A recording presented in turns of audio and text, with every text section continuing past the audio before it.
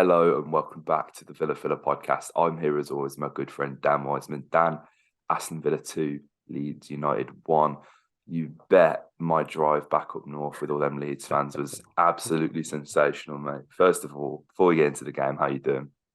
I'm very good, mate. I'm very good. The morning after the night before. And cheers, my friend. Absolutely. We've hit a pretty big milestone. 10,000 subscribers. You guys are the best, honestly. We just got we're so grateful and appreciative of everything that you guys have done for us in the past month. The fact that we've done nearly 4K in like a month is just absolutely crazy. So you guys are the best, and don't worry, that means we will be giving away 2 shirts. We've got this one lined up already. This third kit is actually quite nice. For the people listening on Spotify, I'm holding up the shirt right now. And we'll probably give away a home kit as well. So they'll be going out at the end of the month. Just thought we'd show you because I know I haven't mentioned it for the past couple of weeks, but we actually have.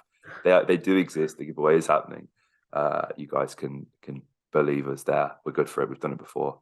But yeah, we really appreciate it. Like Dan and I have been putting a lot of time into the shorts and to just trying to just scale the channel and be on different socials and all that kind of stuff. So if you haven't, make sure you check out the TikTok and Instagram. TikTok's at Heart of the Holte, Instagram's at Pod. And you know, if you could show that as much love as you've been showing the channel, we'd really appreciate that. But yeah, 10,000, that was a nice one to wake up to. It's mad because I was out on New Year's Eve and we just hit 7K before midnight. So That's for like crazy, isn't it? two weeks later to put another 3,000 on, it's crazy. The fact that you guys enjoy sitting and listening to Dan and I talk about the Villa as much as we enjoy talking about it. It means the world to us. So yeah, Yeah. thank you.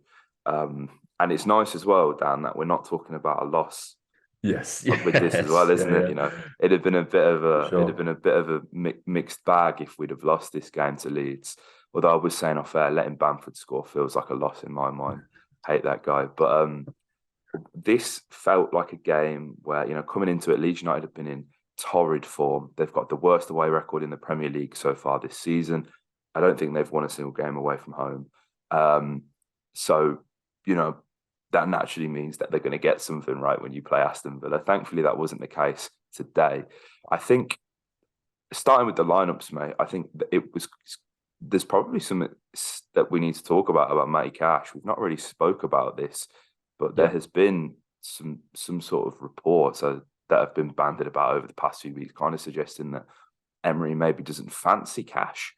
And I kind of ignored it because I'm like, do you know what? Like it's you're going to get that kind of stuff. But as each game passes and as every sort of 90 minutes goes by where Ashley Young is just putting in like a 10 out of 10 shift, I can understand why Cashy's not playing. And maybe it's not as deep as these articles are saying, but the fact that a 37-year-old is keeping Cashy out again, if you are Matty Cash, you're fresh off a World Cup, you're going to be quite concerned, aren't you? Yeah, I think to be honest with you, those reports I feel probably fall a little wide of the mark because we had similar ones go around with Emmy. Do you remember? Where Yeah, like it we was like did. these reports came out and it was like, feels Emmy's a really bad influence on the squad. He doesn't want him around the dressing room and all this sort of stuff. And he's come out in his press conference saying, like, yeah, he's absolutely crucial to the family. We want to build a Villa Park or something along those lines. And so I feel like when a new manager comes in, you get loads of stories saying, oh, he wants all of these players in, he wants all of these players out. And usually you fall somewhere around the middle. And now we've seen how, obviously, we probably won't get to now, but a lot of people have been saying that it's going to be Alex Moreno and Dina potentially Yeah. on that left hand side. And so we could end up, well, operating something similar on the right flank as well, or at least having the option to do so. So it wouldn't surprise me if we do go after a right back, which, to be honest with you, I think long term will be a need generally in the squad to address that. Because I mean, who knows? But surely Ash can't keep playing like this forever, and surely as we get towards the end of the season, can't keep producing this every week, maybe once every 3 or 4 days. But no, I mean, I think it could come down to as simple as why would you take Ashley out? I mean, we both love Mate Cash. I really like him, and I think he adds something down that right hand side that we haven't had as a club in a long time. But I mean, you just can't drop Ash right now, and maybe it's just that simple. Yeah, I think it could be, mate. I think it could be. And when you look at the pass that he made to initiate that goal early doors, that pass to Booba, it's brilliant. It completely takes out the Leeds midfield. And I was watching, there was the highlights from the City Leeds game kind of come up on my TikTok page a couple of days ago. And I was watching, I think it was a Mahrez goal, but the way City sort of beat Leeds press was insane. It was almost a similar situation. Fullback plays a sort of a 20-yard pinged pass to Gundogan, who like flicks it behind himself, completely beats the Leeds press. Then City are in, and it was almost the same for Booba really. And the run, I mean, like Boubacar Kamara, we are talking about a generational talent right here, and we knew this already, Dan. But the fact, we've got a man who can do both crunching tackles, 50-yard dribbles, and setting up Leon Bailey for absolute screamers. The run from Booba was perfect. And what I loved about it as well, mate, is the constant scanning. And obviously, like, that's a sign of a really good midfielder, but he knew exactly where Leon was. He didn't need to look over to Leon too much. But he kept on kind of looking over his left shoulder, trying to find Dean, making sure that the overlap was an option. But also, it's that deception with the Leeds players there. If he's constantly looking there, they're going to think it's going to go out wide. Chops inside, finds Leon. And I mean, people will go, why did Leon do this against Stevenage? Why did he do this? Why did he do that? Leon Bailey had so much space because we were able to play on the counter attack. Stevenage like quadrupled up on him. I'm not saying that he shouldn't be void of any criticism from that game because he was pretty stinking. But it just goes to show when Leon Bailey has the space and has the time, he's capable of wonderful things. Yeah, I think, contrary to everything you've just said and contrary to everything we just saw against Stevenage, it does feel like it's starting to happen for Leon, and the consistency is still a little bit patchy. It's not quite there, but it does feel like he's starting to show what he's capable of on at least a semi-regular basis, which is a lot more than we were doing last season. And you sort of feel like, okay, if we're having this sort of intermediary season, by next year, if we can be doing this on a regular basis, having had 2 seasons under his belt, who knows what he's going to be capable of. And so I think we're in this really good position whereby we have a lot of players who I think are going to keep taking to this league. I mean, Booba, we knew of the talent of, but the way he's taken to the Premier League so quickly is remarkable, and how quickly he's made it feel like he's a mainstay in this team and in this league. And the way that he shows so much maturity with the ball, and his decision making is almost perfect. And I think that's what impresses me most about him, is that there's never that pass across the back line that a striker intercepts, or there's never that ball that goes out to the right back when it should have gone to the left winger. And it's like almost always there's the correct decision being made. And he shows such a maturity in his game, despite being so young. He's going to break our hearts. Let's have it right. Yeah, Let's have it right. absolutely. I'm not I've got to ready. prepare myself on that, because the boy is going to break our hearts in a few seasons' time, because he's just amazing. And it is a position that is really sought after in world football. It's a real luxury position to have, in that sort of deep line six with such presence, such ball carrying ability, and an ability to break up passes like that. That's a pretty short checklist, especially when you go down to sort of Premier League experience and stuff like that. So yeah, but just enjoy it whilst you can, guys, because he's fantastic. He's so good. He's so good. On Leon Bailey, mate, did you know that all of Leon Bailey's 5 goals that he scored for Aston Villa have been at home? And I'm fairly sure as well, to caveat that, they've all been in front of the Holte end. And as well, 3 of the last 5 goals he has scored within the first 7 minutes of games. That's mental. Interesting. That is a really weird stat. We can start. It just goes to show we can start quickly, and Leon Bailey can be key to that.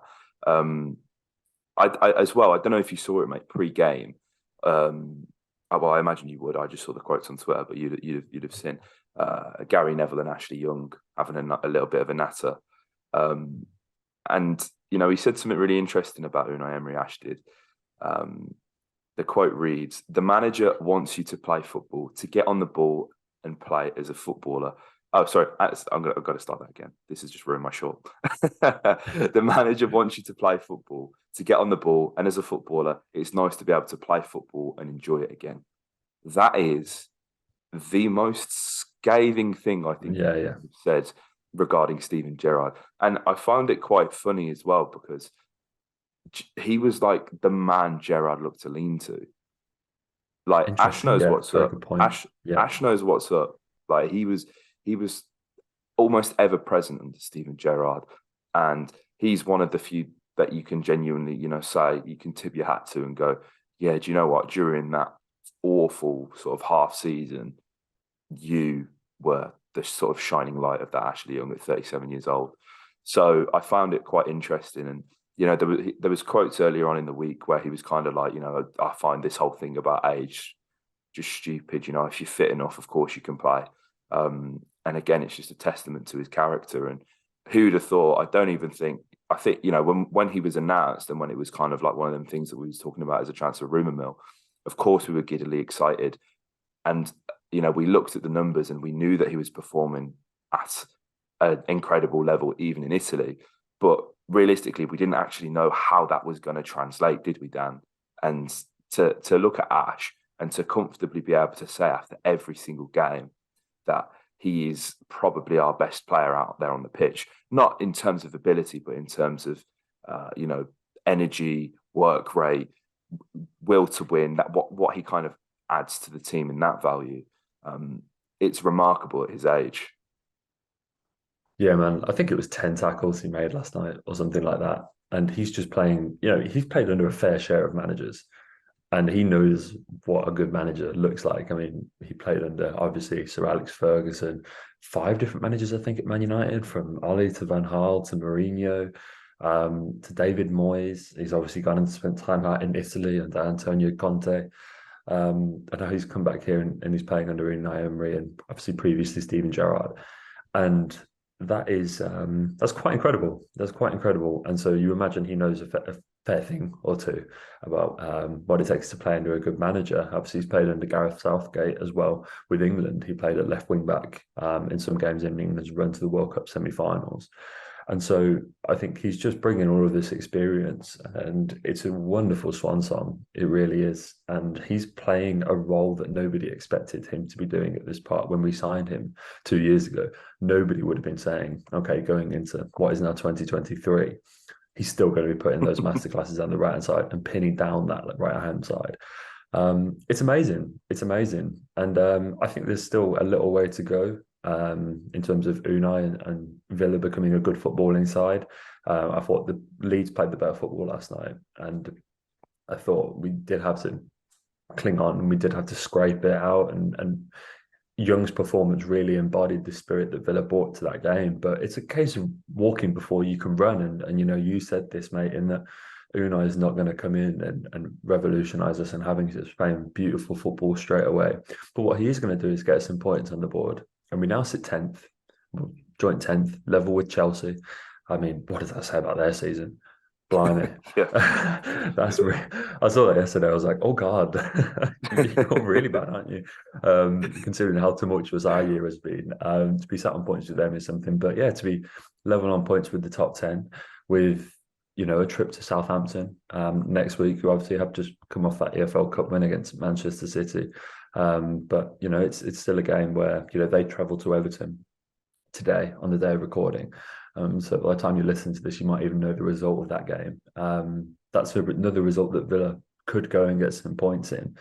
And then things really start looking up. And hey, this isn't me saying Villa are on a European charge or anything like that. But if Unai can recover this club, which looked like it was down for a relegation fight when he came in, and place it in the top half of the league, if we can finish 10th, 9th, somewhere around that, that's a really good job. That's a really good job. And it's because of guys like Ashley Young and those spirited performances and the will to, even when we don't play very well, the will to put your body on the line and make sure that we pick up 3 points, even when we don't play very well, even when we've not been the better side. When Emi Martinez is digging out those saves to make sure that we get across the line. I think it says a lot. And, we've done this for a few games now. So I think it's gone from being an anomaly, which you can pin on the performances of individuals, to being what seems to be a team mentality. And I know this is all sort of caveated by that defeat to Stevenage. But to be honest with you, from the reports and stuff like that, it seems like the league is the focus, and covering that league position is what's important. And so there will be time in the cup, and there will be time to put those cup runs together. But now it's just about putting points on the board, and we're not playing the most beautiful football, but it's another 3 points. It's another win at home. And since Unai Emery arrived, the Premier League side has picked up more points than Unai Emery's Aston Villa. And there is a slight caveat to that, in that we've played another game. Everyone's getting really excited It doesn't about matter. that. And I was like, but you have to take these wins where you can get them when you support the Villa. And that certainly is one, mate. Absolutely. Just a final point on Ash, mate. The stats: 2 clearances, 2 block shots, 1 interception, 8 tackles, won 9 of his 12 ground duels. Absolutely phenomenal, mate. Absolutely phenomenal. Build that man a statue. I love him. I absolutely adore him. I think, some people, to be honest, I haven't seen too many people sort of complain about the performance or whatever. But certainly there was a lot of neutrals, and I think the people sort of covering the game on TV, Dan, perhaps didn't give Villa the credit that they deserved. And I think one thing that is really important that we cannot ignore is that Leeds were always going to come. I know there's been a lot of discourse about, when Marsh came in, he's like, these players are overtrained, they're doing this, they're doing that, blah, blah, blah. I'm trying to get them to play my way. He's lucky that they were overtrained, because they can press so aggressively still, thanks to Marcelo Bielsa's days at Leeds United. And that's exactly what they do. That's how Jesse Marsh wants these guys to play. They set up in the 4-2-3-1. They're going to be aggressive in their press. And anybody who thought that Villa were going to dominate this game in terms of possession and really have control of this game for 90 minutes coming into it at home was absolutely deluded. Should Villa have more of the ball at home? Absolutely. Is that going to happen 99% of the time? No, it's not. Look at the Spurs performance. Again, it was away from home, I know. But sometimes you've just got to dig deep, as you say, mate, and you've got to execute a game plan, and you've just got to get out of there with 3 points. And that's exactly what happened. There's only one way to unlock a press, and that is balls over the top. And we figured that out early on. Now, did we do that as often as we would have probably liked to? No, because I don't think we were ready for that sort of dogfight that actually happened. And Leeds had that first half. That first half was all Leeds. Villa only remained in that game due to the goal that we got early on, really, and sort of managing to unlock that defence. But in terms of managing the game, what Unai Emery did, how he got them in at half-time, we really that second half was all Aston Villa. Jacob Ramsey, nowhere to be seen in that first half. But in the second half, he's receiving the ball on the half-turn. He's taking on defenders. He's playing wonderful outside of the foot, 30-yard passes to fullbacks. It's all part of the plan. Do you know what I mean? I don't think Unai would have wanted us to have been on the back foot as much as we were in the first half. But what you have to do is recognise that we dug deep, we picked our moments, and in that second half, which was always going to happen, by the way, Leeds tired. And as soon as they tired, Villa were on top. And I think what people don't understand is you got to play the long game sometimes. And I'm completely fine with relinquishing possession for a half, if that means I know we're absolutely going to pick these guys off in the second half. And that's what happened. And when you've got a player like Boubacar Kamara, who's so press resistant and can pick out that long pass and do all these wonderful things, he really does help you in this kind of game. But I don't think anybody had a bad game, mate. We'd be begrudged not to speak about Alex Moreno as well. I was just about to say, we haven't spoken about this. We've not even, we haven't. And I saw, it's interesting, Villa tweeted his FPL price reveal the other day, 4.5 million. And I was sat there and I was like, do I get the stunks in early? It's a steal, because we know we've seen the potential output there.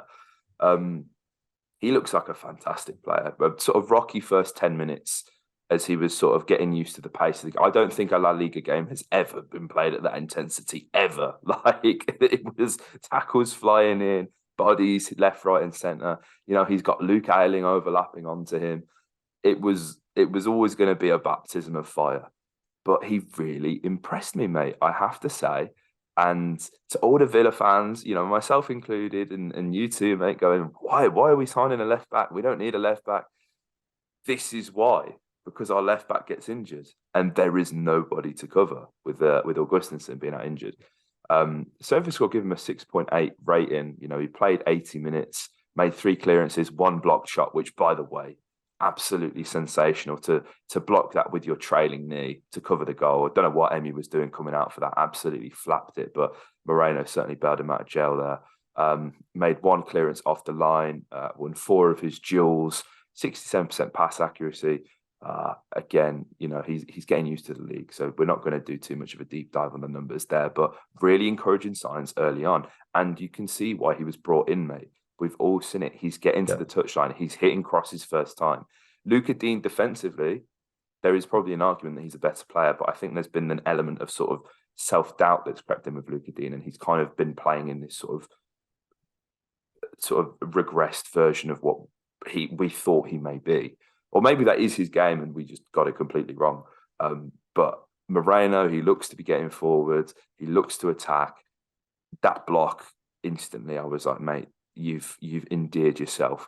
And he very nearly, mate, became the second Spanish fullback to score on his debut for Aston Villa. Very nearly. He came close. Antonio Luna obviously did it against the Arsenal back in 2014. I thought Moreno was going to add his name to what would have been an insane list of players there. But it wasn't meant to be. But I thought he was solid, mate. Yeah, I thought he was really good value. It's the nightmare situation in which to make your debut, isn't it? Like, if you are on the bench for your first game, the last thing you want to do is be thrown on 10 minutes into the game following an injury, because you've not had time to really get yourself warm. You've not had time to assess the game from the sidelines. The ideal situation in which to make your debut off the bench is at 70 minutes, your side's 2 goals up, and you get to come in comfortably and put in a nice cameo down that left-hand side. The last thing you want to do is essentially start the game in everything but like walking out onto the pitch with the boys. Like, it's a nightmare. And you're right, I think there were a few moments where he was adjusting, but hey, that is to be more than expected. And there will be more moments like this. Like, you know, this guy has not come in and acclimatized to the Premier League just yet, but he will.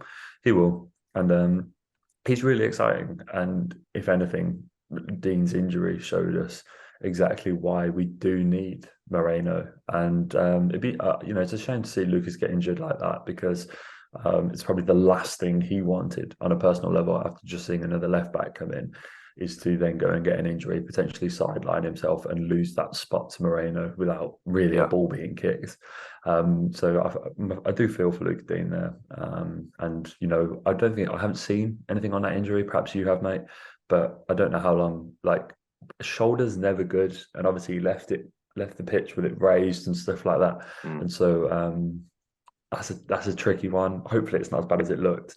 And we can have him back out on the grass soon, because he's an important player in the squad. But no, nice to see Moreno get in.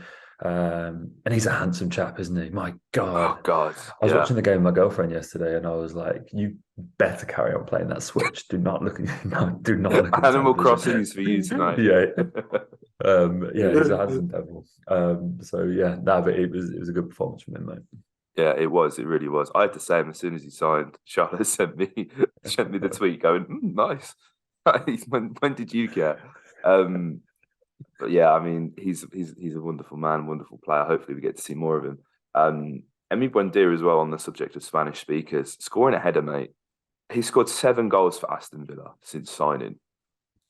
I'm pretty sure 3 of them have been headers. That's crazy. He's like 5 foot. Yeah. I mean, that one against Everton stands out last season, doesn't it, from the corner? I mean, that flick on was like bizarre. But I mean, it felt big. Leon and Emi getting on the score sheet is just what we need, I think. No, it was. And like, Ollie Watkins. Gotta talk about Watkins. Gotta put me to Don't do it. Oh, I don't know what to say. I don't know what to say. There was that. I think he got a knock sort of 5 minutes before he actually ended up coming off. But there was this chance where Leon kind of swings the ball into the back post and Ollie isn't throwing himself at it. And I was losing it. And my dad was like, yeah, but he got that knock and he was down on the floor for quite a while. And I was like, yeah, I know. But even a fully fit Ollie Watkins doesn't throw himself at that. Like, when has he done that? When have we seen him like run into the back post? Like, he just doesn't do that. And that's what's infuriating. And it's a shame because when he's on the pitch, you cannot, nobody can tell me that we are a worse side for having Ollie Watkins in the starting 11, because the work he does is tireless. However, he just needs to score a few more goals. He just needs to. And I hope it's a speedy recovery. Obviously, we don't really know too much on the injury at this point, do we, mate? But with Southampton coming up, obviously after Southampton, we've got a mini international break. But then the transfer window ends. So I wonder if this is going to speed up maybe an Arnett Danjuma. And on that as well, actually, we should probably talk about the transfers, because like, people were like, why are we signing a left back? We have a left back. Why aren't we signing a striker? We need a striker, all this kind of stuff. Clubs aren't just doing like one deal at a time. Like, we didn't like we've not sent Perslow and Langer to exclusively like hash out the Moreno deal and then we're gonna sort a striker out. All of these things are happening as they're happening. We managed to get the Moreno deal done quicker than any other deal that we may be working on right now. That's just how transfers work. And there's been loan interest in Danjuma from Everton, and there's a few other clubs that have been sort of sounding him out. I would imagine if he's out for a couple of weeks, maybe a month, obviously we're not in the know or anything, but I can't help but feel like this would speed up the process of bringing in Arnett Danjuma. Yeah, I think you're right. You know what? I kind of looked at Wilfried Gnonto last night, he's a saucy little badger, isn't he? I really liked He that. is. I was like, oh, yeah. Whenever he He's got been on the ball, I possessed was by like, Gary Neville. wow, you're scary. Yeah, it was a bit. There was a big love in from Nev for Gnonto last night, and I can understand why. He's a good little player, and like he's like everything that Leeds aren't at the moment. Like, he's exciting, and like if he wasn't in the side, they'd be much worse. And they picked him up for 4 million from the Swiss league, and that's a hell of a bit of scouting, by the way. And obviously, they had Max Verbeek, who played last night, who they've just picked up from Salzburg for like less than 10 mil. He was Salzburg's captain. And it's these kind of deals, and it's like I want to see Villa doing more than that. And I'm not saying like in like Danjuma side or anything like that, but like, when you're linked to like your Danjumas and your Pau Torreses and your Weston McKennies and all these guys, and like all the price tags that come along with that, it's like, I think I don't know. I don't know. I'd love to go and see Villa sort of dip into that market, maybe for a striker, when like we've sort of got the Ings Watkins conundrum, and it's like, I think if you bring in someone like Danjuma, surely you've got to sell one of those guys. Like, it's hard enough already with the two of them, let alone the three of them, and then there's the big question mark around Cam Archer, who I'd love to see get more of a go. But I'm happy he's gone and learned to a side like Middlesbrough. I mean, Michael Carrick's playing some really good football down there, so hopefully there's well there. But yeah, the striking situation's a really weird one, mate. I really don't know how to feel about it. Don't really know how to feel about Danjuma. Be interested to see. I think the price tag sways that one for me. Yeah, it's 20. They're saying 25 million euros, and I guess that's the I think going that's rate, all right. really. Yeah. Yeah. But I mean, like, we didn't get a chance to speak about Guendouzi together, mate. I think Yes. last night proves that's exactly why you need him. That's the audition. That told, like, in a game like that, Matteo Guendouzi absolutely thrives because he fucking loves it, mate. He loves coming up against these sides, these physical altercations, the shithousery, everything that comes with it. Matteo Guendouzi would have absolutely relished that last night. And I think for the best part, we did sort of hold our own, but it was like Ash and Boober doing a lot of the heavy lifting there in regards of being a bastard. So there's always room for more, and we'd welcome Matteo Guendouzi. Can I ask you a question? Yeah. Who you dropping? No, you can't ask me a question. I revoke that. I revoke that question. But That's like, the no, but thing, isn't it? Your yeah, Dougie's got but to go. it's Dougie, or it's Leon, or it's Emmy, or it's JJ. I think. It's tough. I think. It's I tough. Is it though? Because we can't get into this thing where it's like, we can't get sentimental about it. He's better than all of the midfielders we have, at Boober aside. That is a fact. He's better than them, in my opinion. It's not a fact. It's my opinion. So I don't know. Fuck's sake, damn. Why'd you make me think about this? Let's hope we have cause to have this discussion in a bit more Yeah, detail. no, I think so. Like, how many times? I'm like a broken record. You don't sign players worse than what you already have. So if you're going to sign a midfield, that and there has been genuine discussion with people in the comments who don't fancy Weston McKennie, and that's completely fair because I think he's probably better than half of our midfielders currently. But you bring in a Guendouzi, he's better than all of them, aside from Booba, in my opinion. So I don't know. It's an interesting question you poise, but I feel like there would have to be some rotation. And if we're talking about taking Cup seriously or whatever, maybe it's Dougie and Marv in the Carabao. I don't know. Yeah, Marv's still about, and you work it out that way. I don't know. Be interesting to see what you guys think in the comments. But yeah, that's a fair point. That's why I'm not the manager, mate. That's why I just sit here. It's why we sit here and make videos and say we just want to sign all these players. Yeah, yeah. We are not the same as Unai Emery. Absolutely. I know you're having him though, mate. I know you're having him. Oh, for sure. I know you're having him. It's an interesting one. Just in that Fabrizio Romano said Leeds are in for Azadine Unahi as well. So I'm happy that we played them before that deal potentially lands. But yes, mate. Yes, let's see. Hopefully, there's a bit more movement on Guendouzi this week, and we can have a bit more of a discussion. Absolutely. And you best believe that we'll be there to discuss that. So, guys, again, thank you for all the support. Keep subscribing. Let's see how big we can get this. We've hit 10K. 20K is the next target, clearly. So, if you know anybody who's listening to the podcast or who doesn't listen to the podcast, share it with them. Let them know who we are. We'd love to be acquainted with as many Villa fans as possible. Any final words from yourself, mate? No, just super grateful for the 10K, man. That's huge. Into 5 digits. They always say that the first 10K is the hardest. So let's see if that rings true. Yeah, long may it continue. Long may it continue. Shout out to Max and Bertie as well.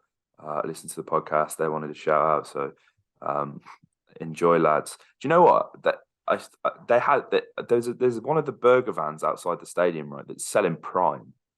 I thought it was mental. They're selling it for like a fiver. Wow. I don't know how they've even got it. You can make yourself a millionaire there. Mate, exactly. Well, who's the best shop in Wakey? That's about like 20 minutes away from me. Yeah, it's not that far. But yeah, guys, if you enjoyed, hit a like, comment your thoughts below, and subscribe for more. Up the Villa.